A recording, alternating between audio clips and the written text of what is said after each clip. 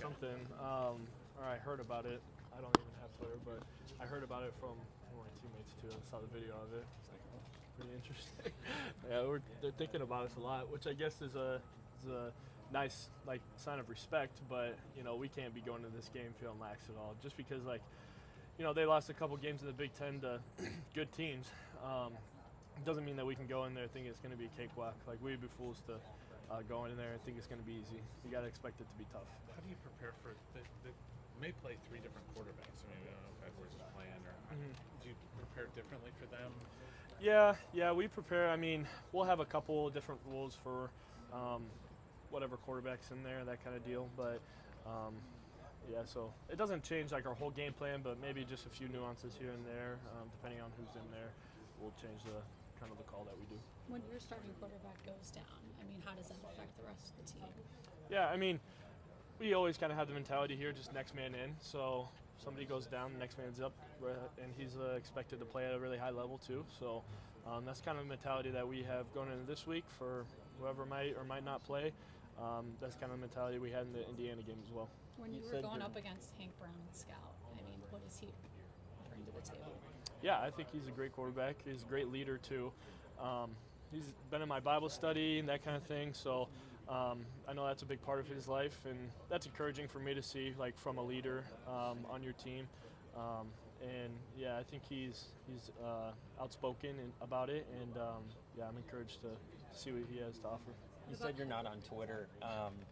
During a bye week, how does it kind of refresh the group knowing you guys are kind of away from the outside noise? You get a break from that for at least a week.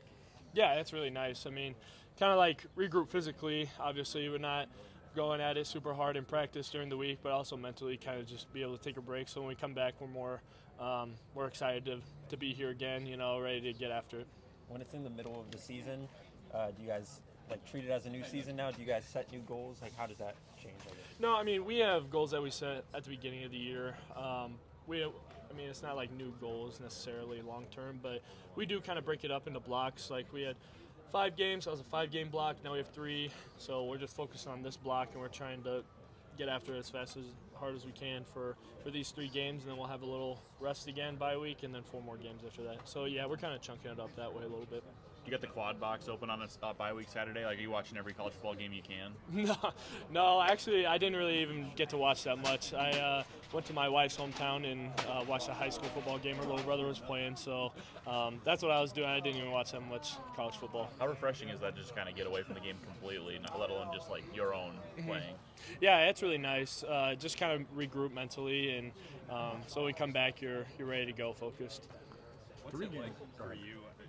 I know there's been kind of a change in dialing up the pressure by Phil. Does that change things for you as a guy who's in the middle of the defense, getting after the quarterback kind of regularly? Or Yeah, I would say. I mean, it's a lot of fun when we're running pressures, but you have to earn the right to get to those situations. You can't be running a bunch of pressures when it's 3rd and 2. You know what I'm saying? So we got to get them to that position first, and then we can earn the right to rush the passer and all that. But yeah, it's been a lot of fun. I think we're getting after the quarterback well, and it's very encouraging to see. Last week, Coach Phil Parker said that even on those 4th and short stops, everyone wasn't perfect. When you look at a play where it's a huge momentum shifting play, and it seems, from the outside that it was a perfect play from the defense. Yeah. What is there to improve on those kinds of stops? Yeah, I mean, he talks about that with us too, and kind of what he means by that is those 4th and short, but really could be any play. Big spark plays that happen. Usually it's because of somebody's outstanding effort and them just really getting after it.